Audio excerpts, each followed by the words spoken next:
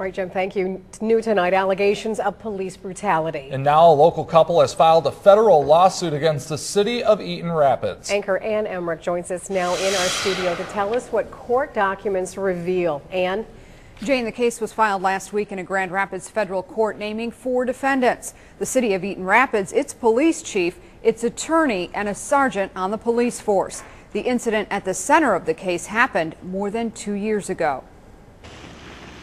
A September night in 2010, Melissa and Keith Mania went out to celebrate a friend's birthday at this bar in Eaton Rapids. It was about 1 o'clock in the morning when the group of 8 met in the parking lot to figure out driving arrangements. That's when court documents say an Eaton Rapids sergeant pulled up in his patrol car and ordered them to disperse.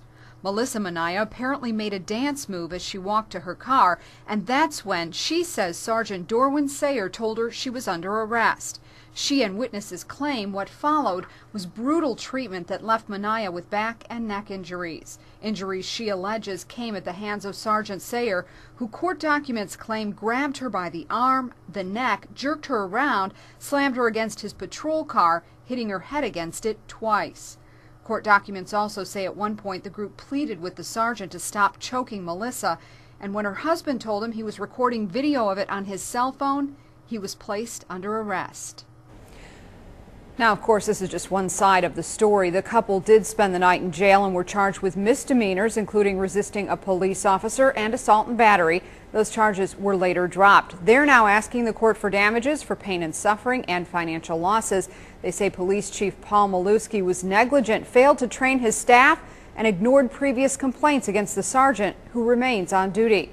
I talked with the chief by phone, who said he would not comment on the case. I also tried to contact attorneys for the city and the Manias, but neither returned my calls.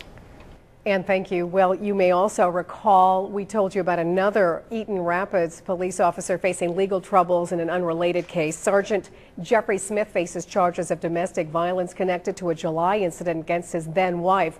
The chief says Smith was put on paid administrative leave January 9th when he first learned of the charges. Smith is due in an Ingham County courtroom on Monday morning. An outspoken owner